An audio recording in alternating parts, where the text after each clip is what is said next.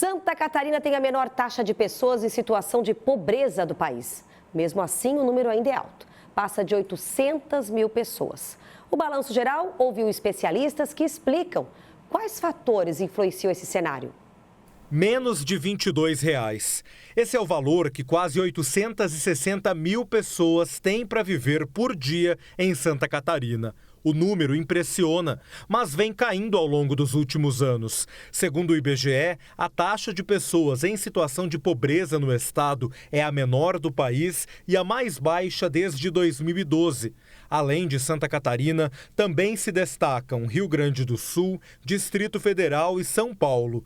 Economistas dizem que as políticas públicas de geração de emprego e renda, além dos auxílios sociais, colaboram para esse cenário. Claro que os programas de transferência de renda, como, por exemplo, Bolsa Família, auxílio alimentação, gás, enfim, eles são extremamente importantes.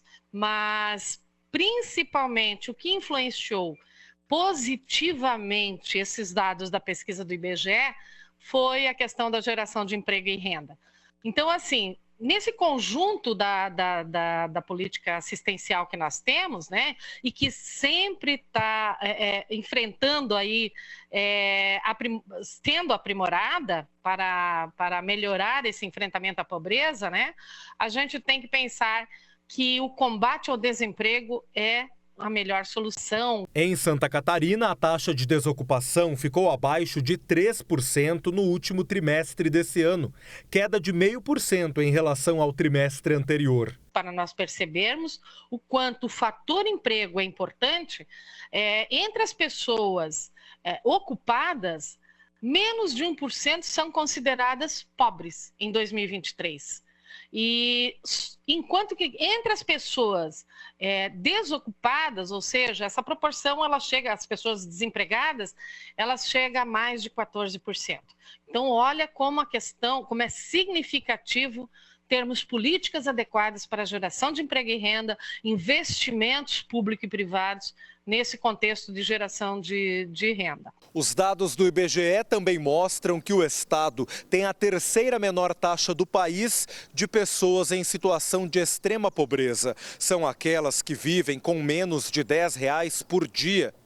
Mesmo com o bom cenário de Santa Catarina em relação aos outros estados brasileiros, economistas dizem que ainda temos muitos desafios pela frente. Para que esses números, na minha opinião, esses números melhorem cada vez mais, inclusive nesse desafio de termos aí ainda quase 1 milhão de pessoas nessa condição de pobreza no estado, apesar de ser um dos menores números da federação, a gente tem que ter políticas econômicas coerentes, onde o equilíbrio entre o que se gasta, inclusive o que se arrecada, seja bem administrado.